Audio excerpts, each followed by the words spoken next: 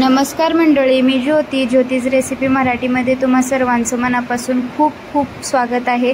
तर आज आपण अतिशय पौष्टिक असे बनणारे पराठे या व्हिडिओमध्ये बघितलेले आहेत। मिश्र डाळीचे पराठे आहेत आणि चमचमीत त्याच्यासोबत चटणी सुद्धा बनवलेली आहे। अप्रतिम लागते, चवीला खूप छान लागतात। तर हे पराठे नक्की ट्राय करा। व्हिडिओ कसा वाटला कमेंट्स बॉक्समध्ये सांगायला विसरू नका। आवडल्यास लाईक करा। तर चला तर बघूया मिश्र डाळीचे पराठे आणि चमचमीत चटणी कशी बनवायची ते। आता आपण इथं डाळींचा परोठा बनवणार आहोत। इथं मी तूर डाळ घेतलेली आहे अर्धी वाटी, माझे दोन्ही डाळी घरच्याच आहेत। अर्धी वाटी तूर डाळ आणि अर्धी वाटीच्या जरा वरती आहे ही मूग डाळ घेतलेली आहे, ही पण याच्यामध्येच टाकून घेऊया। आणि आता याला 1-2 ते 3 पाण्याने धुवून घेऊया।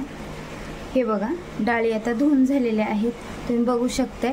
आता तुरीची डाळ याच्यामध्ये असल्यामुळे आपण एक शिट्टी करून घेणार आहोत। मुगाची डाळ लवकर शिजते, पण तुरीची डाळ शिजायला वेळ लागतो, तर एक शिट्टी करून घ्यायची आहे, म्हणजे 90% आपली डाळ शिजली पाहिजे। एक कुकर घेतलेला आहे, कुकरमध्ये ही डाळ ओतून घ्यायची आणि आता याच्यामध्ये पाणी ओतून घ्यायचं आहे। पाणी आपल्याला जास्त ओतून घ्यायचं नाही, कारण डाळीमध्ये जास्त शिजल्याच्या नंतर आपल्याला पाणी नको आहे। तर बघू शकता इथं मी डाळीच्या वरती निम्मी खांडी इतकं पाणी ठेवलेलं आहे। याच्यामध्ये थोडंसं मीठ टाकून घ्यायचं आहे, पाव चमचा हळद, आणि आता हे सगळं एकजीव करायचं आहे, हळद मीठ वगैरे। आणि आता कुकरची एक शिट्टी काढून घ्यायची आहे आपल्याला। आता गॅस आपल्याला जास्त लो पण ठेवायचं नाही, जास्त हाय पण ठेवायचं नाही, मीडियम गॅस ठेवायचा आहे। आणि आता याची एक शिट्टी काढून घ्यायची आहे। आता इथं बघा, डाळ पूर्णपणे मी फॅन खाली थंड करून घेतलेली आहे। अशी डाळ पाहिजे आपल्याला। चुकून जर जास्त पाणी झालं डाळीमध्ये तर तुम्ही ते पाणी काढून मगच आपल्याला डाळीला असं घोटून घ्यायचं आहे। मी थोडंसं घोटून घेतलेलं आहे, 90% आपली डाळ शिजलेली आहे। इथं बघू शकताय, एक शिट्टी काढल्यामुळं 90% शिजते, बघू शकताय मस्त अशी डाळ शिजलेली आहे। आता इथं एक वाटीच्या वरती डाळ होती, तर शिजून आता ही एवढी झालेली आहे। डाळ फुगते तुरीची आणि मुगाची डाळ शिजल्याच्या नंतर। तर बघू शकता मी इथं 2.5 ते 3 वाट्याच्या जवळजवळ मी इथं पीठ घेतलेलं आहे। आपल्याला पाण्याचा वापर न करता पीठ मळून घ्यायचं आहे। थोडासा मी इथं ओवा घेतलेला आहे, ओवा हातावर क्रश करून टाकायचा असं। इथे मी गरम मसाला घेतलेला आहे, आवडत असेल तर टाका। इथे मी कसुरी मेथी घेतलेली आहे, हातावर अशी क्रश करून टाकायची आहे आपल्याला। मस्त चव येते याच्याने, कसुरी मेथीने। आता चवीनुसार मीठ टाकत आहे। मीठ थोडंसं बेतानच टाका, कारण आपण डाळ शिजवते वेळेस पण मीठ टाकलेलं होतं। आता हे सगळं जिन्नस एकजीव करून घ्यायचं। आता थोडी डाळ याच्यामध्ये टाकून आपल्याला हे पीठ मळून घ्यायचं आहे। पीठ आपल्याला पुरीच्या पिठासारखं घट्ट पण मळायचं नाही आणि चपातीच्या पिठासारखं आपल्याला सैलसर पण मळायचं नाही, मध्यम राहिलं पाहिजे। मध्यम बेताचं पीठ मळून घ्यायचं आहे आपल्याला। थोडं करून डाळ घालून याच्यामध्ये मळून घ्यायचं आहे मस्त। बघू शकताय पीठ मळून झालेलं आहे आता आपलं। आणि हे डाळ पण आता आपली थोडीशी पुसून घेणार आहे मी, आणि याला 1-2 मिनटं मालिश करून घ्यायचं आहे। पीठ मळून तर झालेलं आहे, हे बघा असं।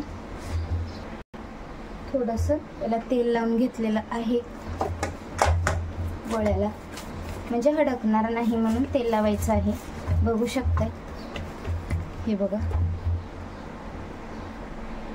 आता भिजत वगैरे टाकायची काही गरज नाही पिठाला, लगेच आपण पराठे लाटायला घेऊया। आता आपण पराठा लाटून घेऊया। हे बघा, थोडंसं कोरडं पीठ लावायचं आणि मग लाटून घ्यायचं असं। लाटून घ्यायचं आहे याला।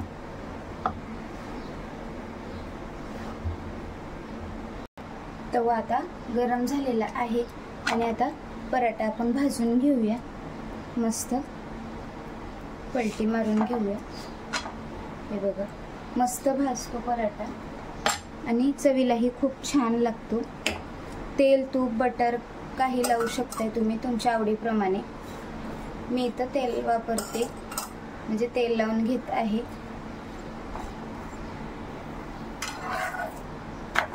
हे बघा मस्त असं भाजत आहे।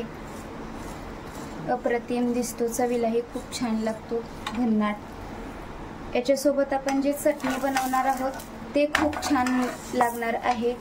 ती चटणी स्पेशल आहे किंवा खूप छान चव येते त्या चटणीला। अशी चटणी बनवणार आहोत चमचमीत मस्त। अशाच पद्धतीने मी बाकीचेही पराठे लाटून घेणार आहे किंवा भाजून घेणार आहे।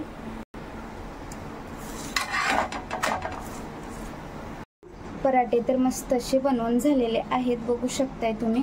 मस्त असे पराठे बनलेले आहेत आपले। आता आपण चमचमीत अशी चटणी बनवून घेऊया। इथं मी 2 वाटी दही घेतलेलं आहे।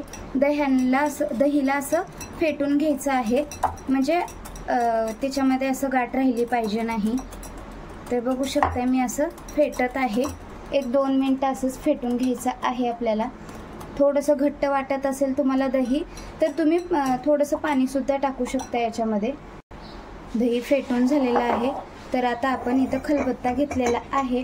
तर खलबत्त्यामध्ये मी 7 ते 8 पाकळ्या लसणाच्या घेतलेल्या आहेत, ते कुटून घ्यायच्या आहेत आपल्याला।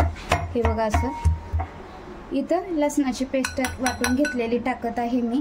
आणि आता इथं मोठं कुटून घेतलेलं शेंगदाण्याचं कूट आहे, ते पण याच्यामध्येच टाकून घ्यायचं आहे आपल्याला।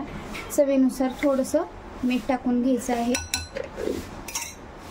एकदम थोडीशी हळद टाकत आहे मी इथं, फक्त कलर येण्यासाठी टाकत आहे। तुम्हाला आवडत असेल तर टाका, ऑप्शनल आहे हळद टाकणं। तर आता इथं आपण काश्मीरी लाल मिरची पावडर आहे, ते पण आता याच्यामध्येच टाकून घेऊया। कलर छान येतो याला। आणि थोडंसं लाल तिखट पण टाकणार आहोत आपण। हे बघा लाल तिखट पण आपण याच्यामध्येच टाकून घेणार आहोत। आणि आता याला एकजीव करून घ्यायचं आहे, मस्त असं एकजीव करायचं आहे। आपण तडका पण देणार आहोत, मस्त असं एकजीव करून घ्यायचं आहे। अप्रतिम दिसत आहे, बघू शकताय तुम्ही। तेल आता इथं कडकडीत गरम करून घेतलेलं आहे, त्याच्यामध्ये मोहरी टाकून घेऊया। मोहरी मस्त असं तडतडली पाहिजे। नंतर जिरे टाकून घेऊया आणि जिऱ्यांना असं कलर येऊ द्यायचा आहे आपल्याला। बघू शकताय मस्त असं कलर येत आहे जिऱ्यांना। आता कलर आल्याच्या नंतर आपण याच्यामध्ये ओतून देऊया हा तडका। हे बघा मस्त आणि एकजीव करून घ्यायचं आहे। ही झाली आपली चटणी, मस्त दिसते, अप्रतिम दिसते, चवीलाही खूप छान लागतात पराठे आणि ही चटणी। नक्की बनवून ट्राय करा, आवडल्यास लाईक करा।